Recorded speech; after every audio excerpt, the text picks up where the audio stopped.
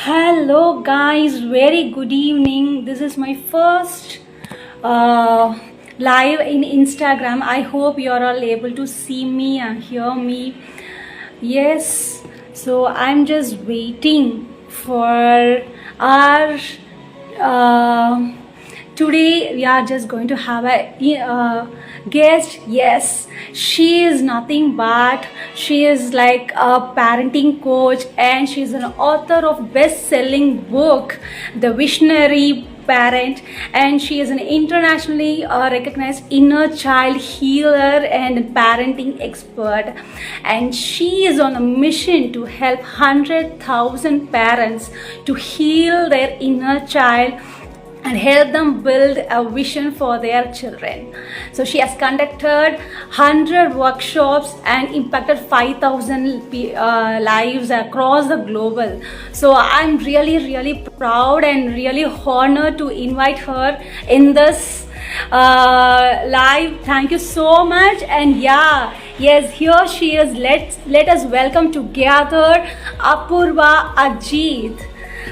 Yes, and just waiting a few seconds more. She'll be over here joining us. Hello, Yes. hello, Vinitha. Here she is. Are you able to see me and hear me? Yes, loud and clear. How are Awesome, you? thank you. I'm doing excellent. Thank you so much for inviting me today for this live. Thank you so much.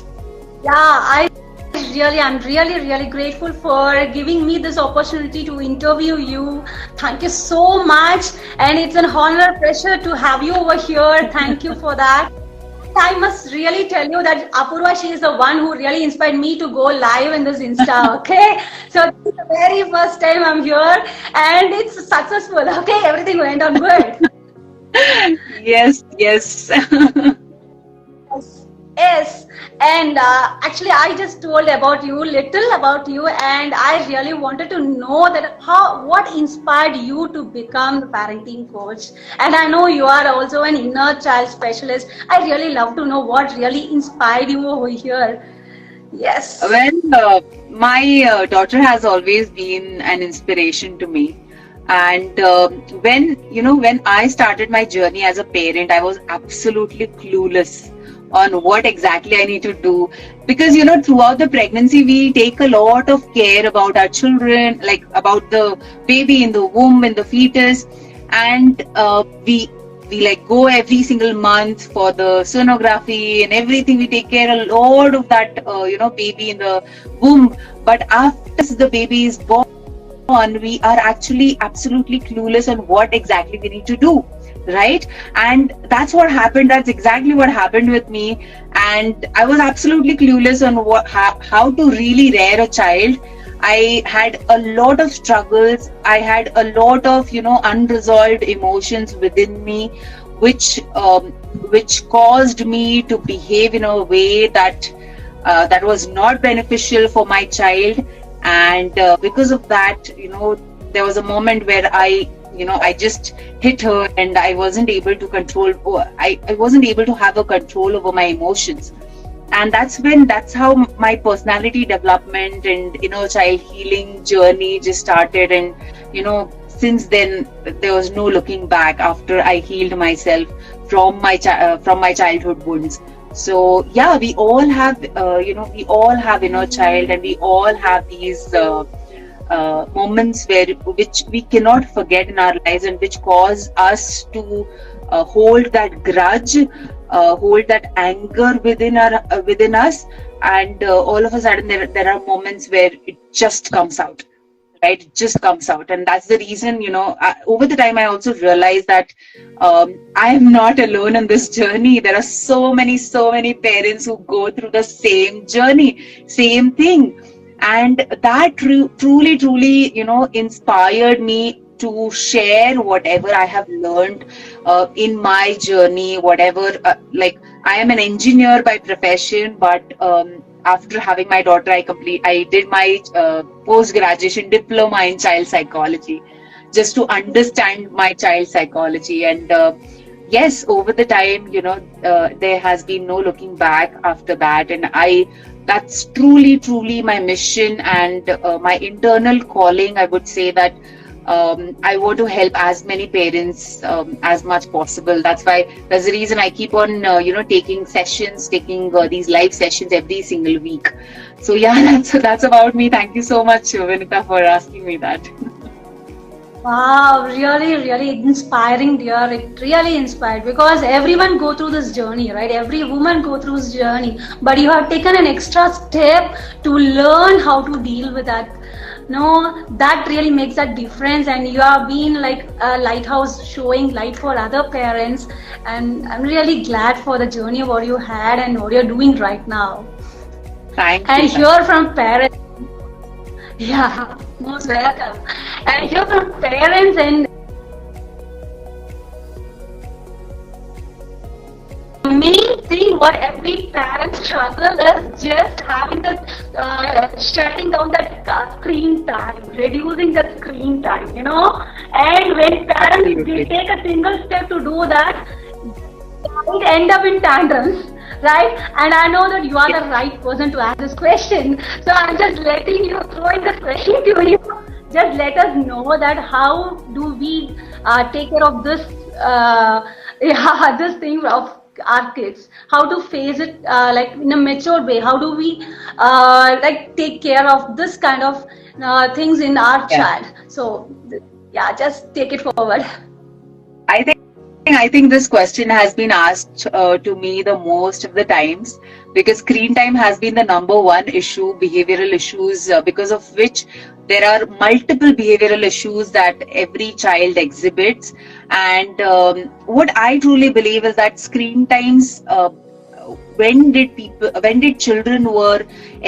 were children exposed to screens? Actually, we were responsible, right? Otherwise, they wouldn't have been exposed to screens. We are responsible because we wanted to do something, right? We wanted to cook, and that's the reason we gave them mobile phone. We wanted to work, and that's the reason we introduced them to you watch this video, meanwhile I'll just do my work, right? So we were the ones who introduced them to this digital world. And of course, we are growing digitally. We cannot keep away our children from screens. We have to accept the fact that we are going to live in a digital era, and we need to adapt to this digital era in the best possible way. At the same time, making sure that children are not getting carried away with whatever is going on in the screens, and whatever they show. Like most of the times, they show that the actors or the heroes of the movie are the poorest people, and the villains are the richest people, and they make things happen. And that's why children get inspired, they get carried away, or they get attracted to the shiny objects outside, and that's how they also try to exhibit the behaviors. So I think screen time has it has limitations, and along with it also has some boon. But at the same time, we need to make sure that our children are regulated, their screen times are regulated. So what I highly suggest in my community is that you decide whatever you have to decide whatever time is flexible for you. Whenever you are the most busiest, like if suppose like morning time, 1 hour you need, that you are really busy, or 15-20 minutes whenever you have some intense work that you have to do, you need to decide, and you need to decide the routine for your child. So what I personally do is my daughter gets a screen after 11 o'clock in the morning for 15 minutes. Then after waking up in the afternoon, when she sleeps for some time and then wakes up, she gets freshened up, and then I give her for 15 minutes. And in the evening, after she has played and she's like, okay, in the evening, I give her for 15 minutes. So throughout the day, 45 minutes max is good enough for your child to see screens. And I think if you regulate it this way, you need to make sure that whatever times are suitable for you, keep those times where children can watch screens, right? And also I would like to recommend that do not allow your children to watch reels or the stories that YouTube stories, because they are like very short in span, right? Short time. And because of that, the attention span of the children is reducing like drastically, right? And these are the reasons that children are not able to, they don't have patience to sit through the lectures, they don't have patience to sit through the homework, and they are not able to do that. And these are these videos, these short videos, because they keep on scrolling, right? They keep on scrolling. They don't understand that it's actually harming their brain. It's actually telling their brain that I don't need to watch it for the entire time. So they get bored very easily. So try to monitor what exactly a child is watching, right? What exactly your child is watching. They should be seeing some, they can watch Discovery, they can watch Animal Planet, they can watch some documentaries, or they can also watch some some cartoons which are meant for English language, some of them. So I just suggested. So yeah, that's about it. And I know that I can completely understand that nowadays screen times we are not going to, we cannot run away from it. So we have to face it. We have to make sure that it's regulated. Yeah. And also when we try to do it, the kids they start showing us tantrums, right? Yeah, absolutely. Yes. And about the tantrums, I would like to say that children do not have access, they do not have the resources to share with you what exactly they are feeling at that moment, right? So that is the reason they throw tantrums, because that is the only way they can show because when they were born, they did not have any language. They used to cry, and we used to understand that, okay, fine, my little one is crying, so let me just feed him, or let me just see if he's done potty, or that was the signal for us to understand, for us parents to understand that our children are going through something. But while they grow up, of course, the speech is developing, but they do not have the resources to handle their emotions, the overwhelm that they feel when they are said no.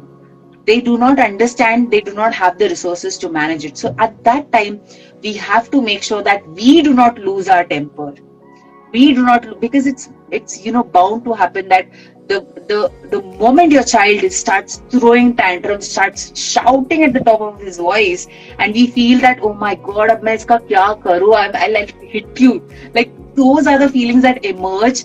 But we need to, at that time, we need to remind ourselves that, my child does not have the resources to explain, to share whatever he's feeling. So let him experience that, let him throw the tantrums, let him be.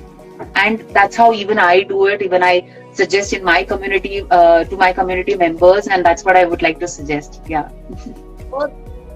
Thank you for that. But we parents, we doesn't know that this tip. Okay, thanks for sharing that.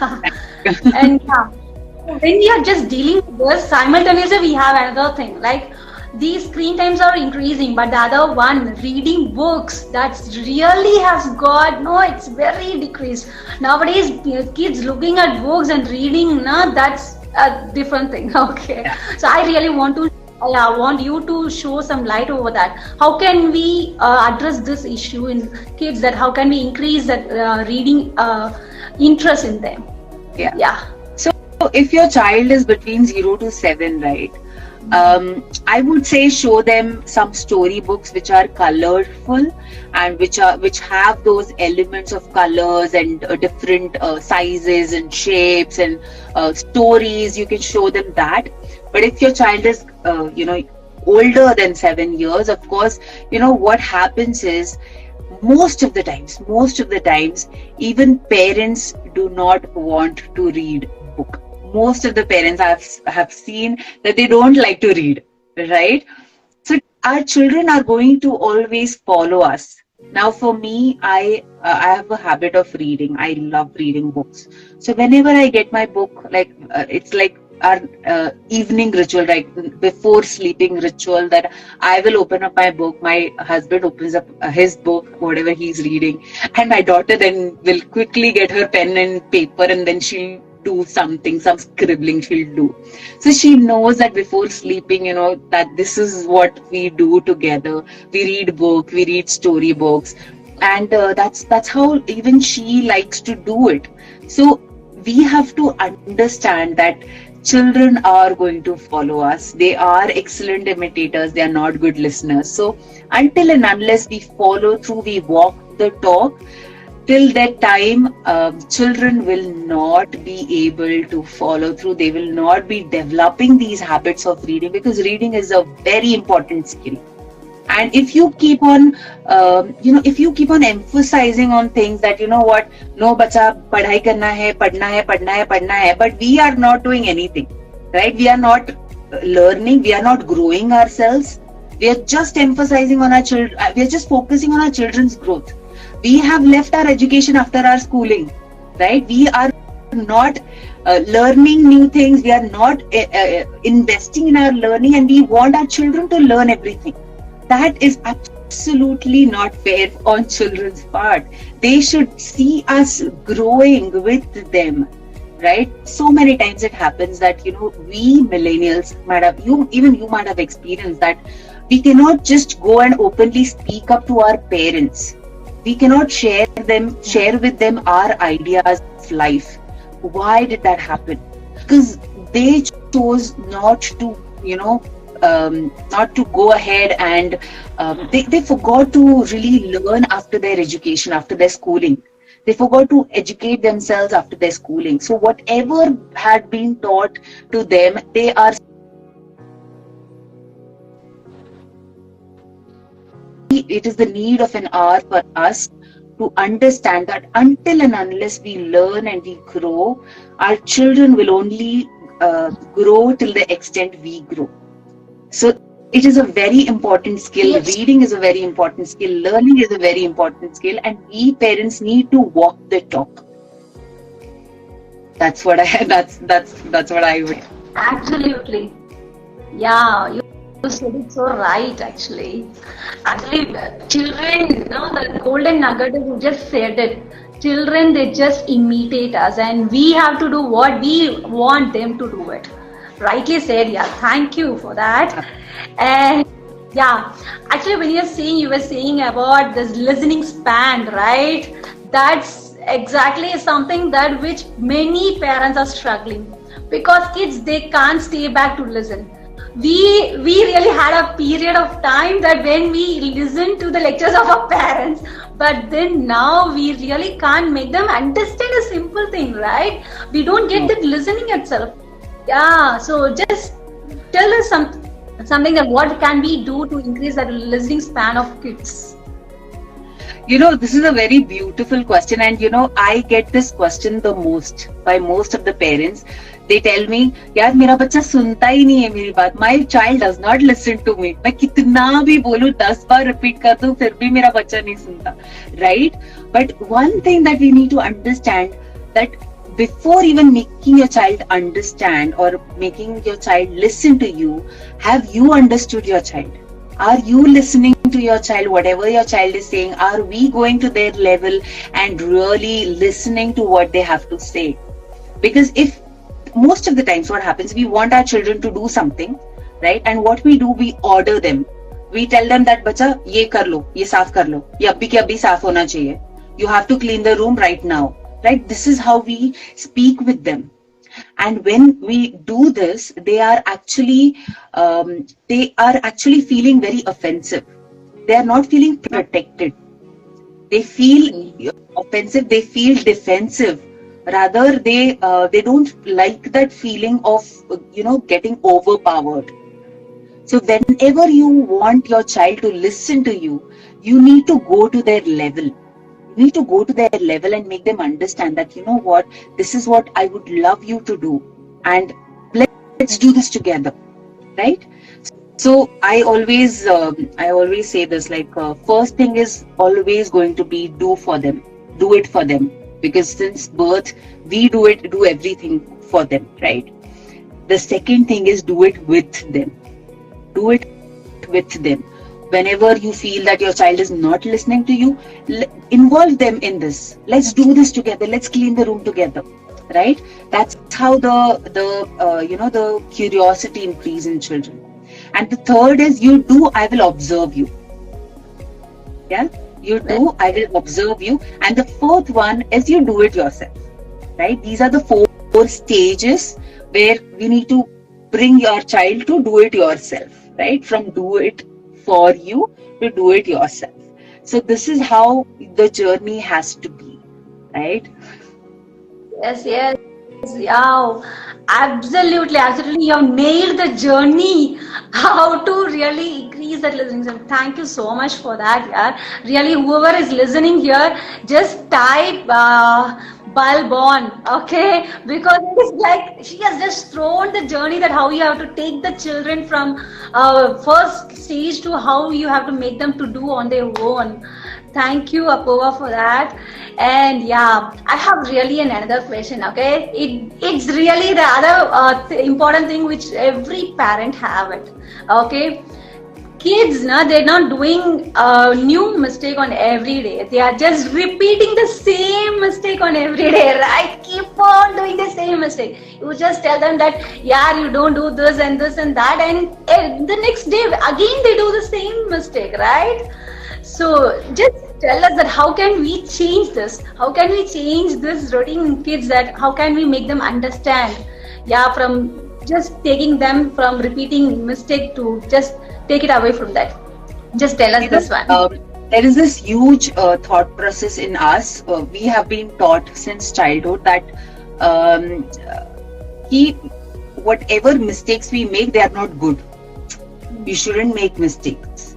This is what have been taught to us in the education system, right? This is what have been taught to us, and that's the reason most of the times when we make a mistake, we feel so guilty. We feel so bad about ourselves that we beat up ourselves to such a level that, oh my God, you're not worth it, right? I have myself had some, before working on myself, I really had those limiting beliefs of, if I make even smaller mistake, I am not worth it. I'm not good enough, right? Even in terms of my child, whenever I made a mistake, I would beat myself up. Like, of course, if you're a parent, guilt comes to you like as a present, like as a gift. Ki haan bhai, gift le lo. Guilt is going to be there. Now, how to really, make them understand is the number one thing that we need to make them understand is mistakes are good. At first, we need to understand that making mistakes are good. If they are making mistakes again and again and again, we just need to set. There are two types of consequences that we can set.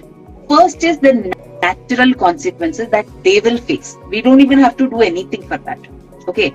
Now, for example, let me give you some live example. Like my daughter, she will get a lot of opportunities for me to learn. It's not that I'm having the best parenting journey. No. Every single day I have challenges. Now, let me share with you one incident that happened. My daughter, she went to school, and one of her friends, she was just, she wanted it. She thought that it was her chance and it was the other person's chance, but she got so irritated, so angry that she bit her. She bit her, literally. And the moment she bit her, she realized that she has done a mistake. Okay. And what happened was that everybody around her started saying, Niyara is doing this, Niyara is doing this, Niyara se koi baat mat karo, and all that. But what she realized, she immediately realized that this was my mistake. I should not have done that. And she immediately apologized also. But of course, the other person is not ready to forgive and all that. And a couple of days passed, and she's sleeping right here. She just left off. Okay. So what happened was that a couple days passed away, and she was very hesitant to go to school. Okay, she was not willing to go to school. She was just procrastinating on getting up, getting ready, and all of that.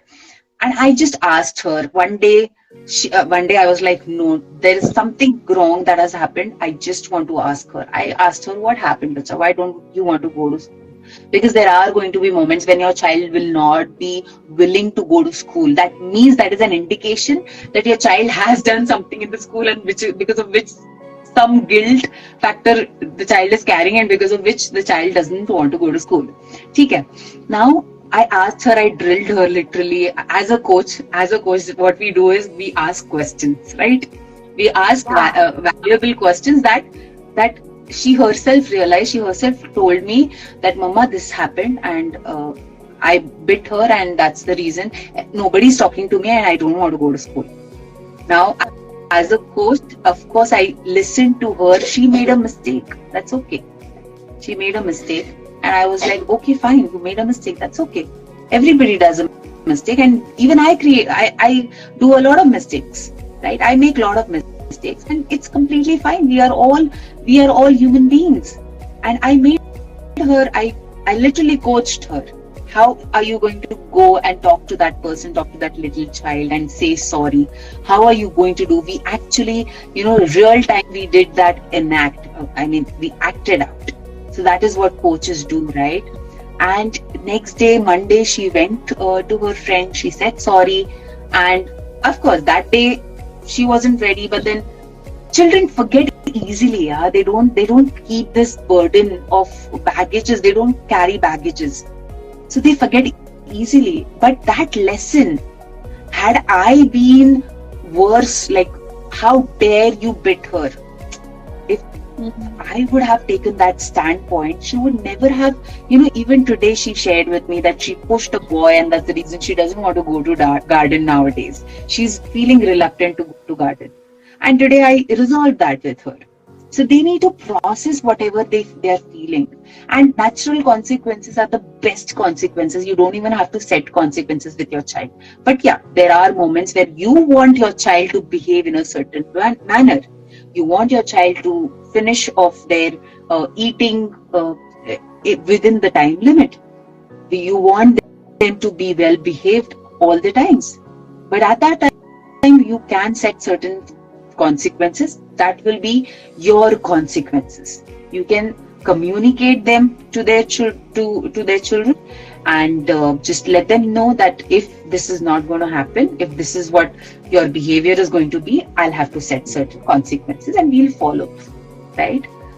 So for example, I have set a consequence for my child that she will not touch her grandparents' mobile phone. If she touches, she's not going to get for 4 days. The mobile or screen time, she's not going to get for 4 days. Now she knows that this is the fact, that this is what I have to follow through. So she doesn't even bother to, check her grandparents' mobile phone. So that's how, you set the consequences, and you don't even have to get irritated or frustrated, because they themselves learn those lessons. Even we, if we see as adults, even we have learned our lessons our own way, right? Nobody came to us and ye lesson tumko seekhna hai. You have to learn this lesson. Nobody came when we grew up, right? Nobody came to us. We just thought that, okay, fine, this is my mistake, I need to learn from it, right? Of course. So that's how even children operate from. Natural consequences, I believe, are the best consequences for them. Absolutely. When you said this, I just remembered one thing. When my kids, they were in KGs, okay? The elder one was in first standard and the younger one was in UKG. And till that time, I used to pack their bags. And I thought that, okay, this is the time, let them start packing their own school bags, okay? So I said them on the one day that, today you are going to pack your bag, you just do it, okay? And they packed their bag and they went off. And the evening, I could see that my elder one has written her maths notes in her diary. And I asked her, why did you write this? Mama, my notebook is not there in your bag. And I could see that my younger one, she is having her notebook also. And the mistake has happened then, but then I tell you, they learned from it. And from the next day, they know how to pack their bag. They will check that whether all their notes are there. And I said, it's absolutely okay. To do this mistake at this age is absolutely okay, right? So letting them to learn from their own mistakes. Yes. Thank you so much, Apurva. You really have given a very good detailed study how to take care of kids, right? Everything, many things which I think the parents would have really got immense value out of the session. Yes, yes. And I think there are Yeah. some questions from the thing. What if they are ready to accept and compromise with that consequence and again do the same mistake? That's what, we have to, they are going to repeat the mistakes. Until and unless they learn their lesson, they are going to repeat. And एक बार मार खाएंगे, दो बार मार खाएंगे, तीसरी बार सीधा हो ही जाएगा, right? That's how it is. Like, we have to just keep our focus. Our primary job is to help them grow. Our primary job is to love them no matter what and even if, right? That's our primary job. And I know that there are going to be like situations when children keep on repeating those mistakes again and again, but they are also one at a time learning something out of that situation. If not according to us what we want them to learn, but they are learning something from that situation. They are always learning something from that situation, and that's where the growth mindset plays a very important role. Because if we as parents keep on telling them that you don't do this properly, ये अच्छा नहीं किया, वो अच्छा नहीं किया, ये तुम सुनते ही नहीं हो मेरी बात, they are going to have a very fixed mindset कि मुझे इतना ही करना है, इतना ही मैं बढ़ूंगा, इतना ही मैं कर पाऊंगा. And that's the reason we instill the first emotion of fear in our children. And that's true. That's true for everyone. Even for me, it's true. I have instilled the first emotion of fear in my child. And what ends up happening is they forgot to learn. They forget to learn. They forget to even take that as a lesson. They go into that victim energy because of this person, because of that person, and growing up, that's what sticks with them. 95% people, the survey says that 95% people are actually in their survival. They are only surviving. They are not thriving in their life. They are not living the true potential that they have in their life. The reason? They have a very fixed mindset because they were always looked down upon when they were growing. I share this in my masterclass. I would like to also, Vinitha, if there are parents who would like to join my masterclass, I would highly recommend, because that's where I explain the science behind everything that we do. Why our children are not listening? Why? How can we make them listen to us? How can we really go down their level, and how can we understand their psychology? Right? And that's how children learn. We need to instill that growth mindset in our children right from the start. We cannot just go ahead and 13 years का बच्चा हो गया उसके बाद हम लोग बोल रहे हैं कि growth mindset रखो. That will not help. Since the birth, we need to inculcate these values in our children.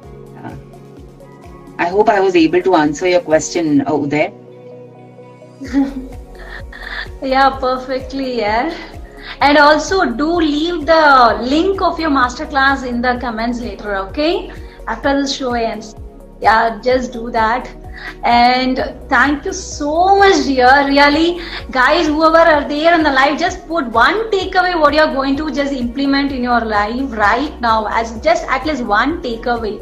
Just put it in the comments that one thing what you are going to implement with your kids. Put it so that you really are going to inspire many people, whoever comes over the stage. Okay, thank you so much for giving your time and letting us know that how to behave with kids properly, how to take them from where they are to where we want. And thank you so much for that. And guys, whoever is going, parents, just if you have any doubts, just reach out to Apurva. I'll just drop her link there, and even I just asked her to leave her masterclass. Just go and visit and have immense learning that your child is growing up the way you really wanted to grow, right? So thank you so much, Apurva, for giving your time and being here. Thank you so much. And thank you so much. Thank you so much for inviting me. You're such a beautiful soul, and we are in a same community, and I know that the vibe and the energy is completely different, and that's why we resonate with each other so much. Dear, thank you for telling that. Yeah, thank you so much. See you again in another thing, right? Okay. Absolutely. Thank you then. Yeah, Thank sure. you. Thank Dear. you. Thank you. Bye bye. Bye. Bye bye all. Bye.